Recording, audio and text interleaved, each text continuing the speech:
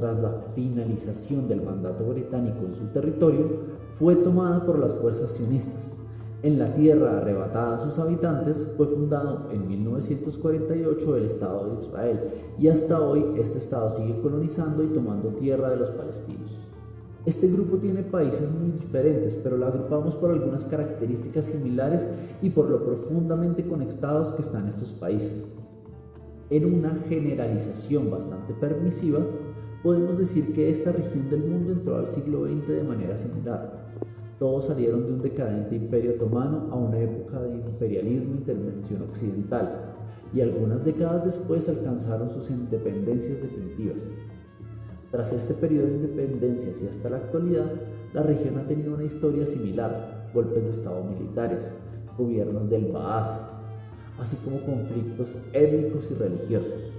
Hay muchos conflictos de esta región que probablemente hayamos oído, desde la Guerra del Golfo hasta la invasión estadounidense de Irak, pero el más reciente y uno de los más devastadores es la actual guerra civil en Siria. Este conflicto inició con la llamada Primavera Árabe en 2011. Ese año ocurrieron grandes levantamientos en contra de la dinastía de los Al-Assad, que está en el poder desde 1970. Las protestas y los posteriores enfrentamientos armados desataron muchas de las viejas problemáticas internas y externas de Siria, y el conflicto, que en principio era un levantamiento contra el autoritario y corrupto régimen de Bashar al-Assad, desencadenó en hechos tan problemáticos como la toma de buena parte de Irak y Siria por parte del Estado Islámico, ISIS o Daesh en árabe. La guerra ha sido tan cruenta que al sol de hoy ha dejado al menos 380.000 muertos, más de 7 millones de desplazados internos y alrededor de 5 millones de refugiados. Bueno, hasta aquí hemos visto dos grupos de países: los árabes de la península arábiga y los árabes de la creciente fértil. Sin embargo, aún nos falta por ver los países no árabes del Medio Oriente, es decir, Turquía, Irán y al pueblo kurdo. Y como ya se me fueron más de 8 minutos en este video, al resto de países los dejamos para el próximo video que va a salir pronto. Espero que este video les haya gustado, les haya entretenido, les sirva para algo y nos vemos en el próximo. Chao pues.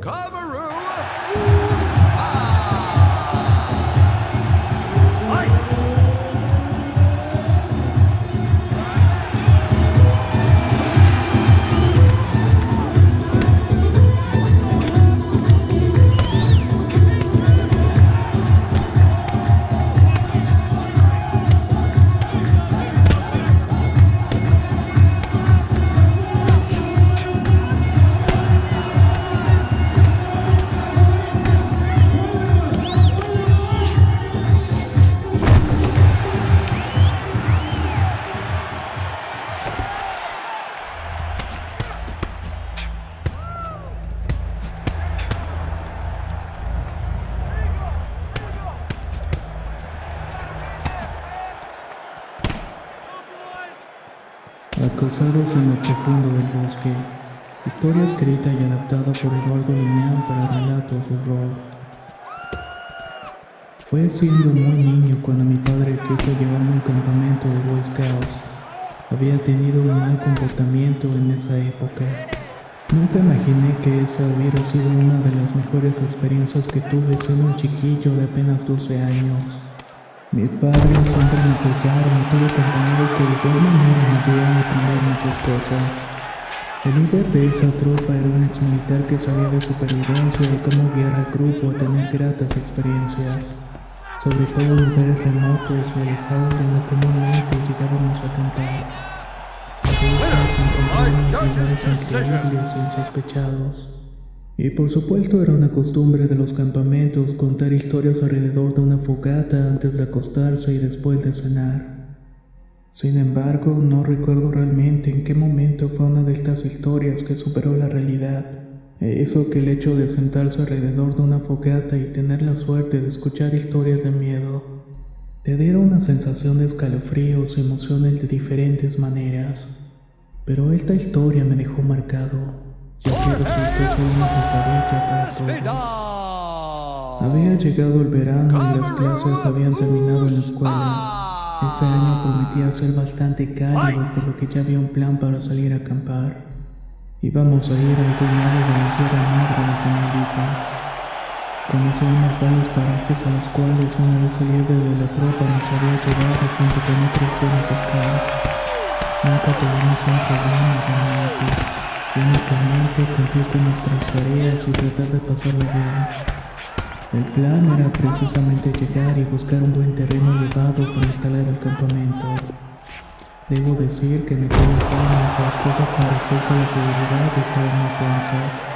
Algunos padres incluso no dejaron ir a algunos compañeros en aquel recorrido.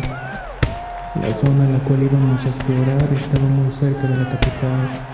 Ahí habían existido diferentes conflictos y situaciones de riesgo que al líder de la tropa no me parecieron un problema. Estaríamos lejos de la zona de riesgo y siempre teníamos nuestro propio vehículo. Alguna vez llegamos a tener encuentro con gentes armadas, pero el jefe de tropa lo resolvió muy bien. A pesar de ello, no comentamos nada a nuestros padres. A muchos nos pareció una experiencia bastante emocionante, de hecho, pero a otros les afectó demasiado, por lo cual ya no llegaron al grupo. Muchos padres consideraban al líder irresponsable, pero nosotros lo admirábamos por saber siempre qué hacer. Evidentemente éramos un grupo diferente, muy apegado al líder y a los demás miembros del equipo de scouts. Siempre tenían los mejores viajes y podíamos recorrer lugares que nadie conocía. Seguíamos reglas, pero a veces teníamos que romperlas para alcanzar buenos lugares. Y aquella vez no fue la excepción. Fuimos a un punto alto en el cerro donde la vista era espectacular. Hacía algo de frío, pues el viento que llegaba del norte soplaba y a veces movía las tiendas de campaña. Tuvimos que asegurarlas bastante bien. A lo lejos podía mirar una carretera donde había una gran afluencia de vehículos. Del otro lado había una pequeña comunidad de cañeros. Se notaba un lugar apacible rodeado de inmensos campos donde la caña crecía. Todo marchaba a la perfección hasta que llegó la noche. Llevábamos la cena, algo de pan y carne, y el hacer una fogata grande no fue un problema. Luego de cenar nos acomodamos para la mejor parte de la noche.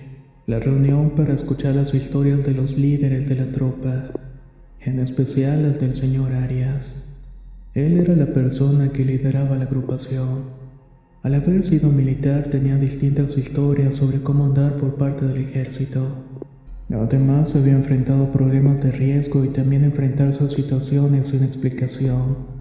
Estas últimas eran las que más nos atraía. Eran misteriosas cada vez que las contaba y hacía volar tu imaginación.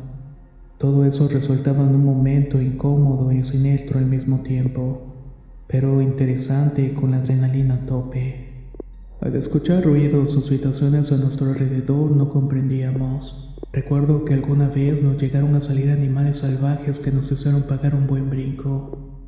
Y es que precisamente estaba platicando sobre seres que se podían convertir en animales. Estas criaturas vivían alejados de toda modernidad y de las ciudades. Algo ocurrió en nuestra conciencia desde el entorno. Esa sensación fue un aumento cuando el otro líder, que era nuevo en el grupo, contó su historia. Vivía en la cercanía del lugar y por eso conocía perfectamente la zona. Contaba una historia que, lejos de ser de horror, era un testimonio de vida. Uno que enfrentó la muerte de algún enfrentamiento armado en la ciudad donde vivió. A raíz de esas situaciones que hubo muchos detenidos, pero luego de una firme matarse, los primeros reos se fugaron y decían las leyendas que muchos se habían refugiado en aquellos montes. En esos lugares había comunidades que, además de sembrar cosas prohibidas, tenían campos de adiestramiento. De tal manera que yo sentía que en realidad lo que decía nuestro compañero era meternos miedo. Platicaba de una de esas zonas de seguridad que estaba cerca de donde habíamos acampado. Y probablemente la gente ya sabía que estábamos ahí y nos estaba vigilando. Por supuesto, el líder del grupo, algo enérgico, le pidió al compañero que no contara esas cosas, que mejor se pegara más al tema de lo oculto y sobrenatural. En ese instante, el nuevo volteó y se dirigió al líder diciéndole que era una realidad, que la historia que estaba contando era 100% sobrenatural. Se contaba que uno de estos reos tenía pacto con el diablo. En muchas ocasiones habría librado la muerte y las balas gracias a esto. Se sabía que en esa zona donde vivía tenía precisamente su centro adoratorio donde hacían sacrificios humanos. Había enemigos y gente que debía desaparecer, además de otra clase de prácticas siniestras.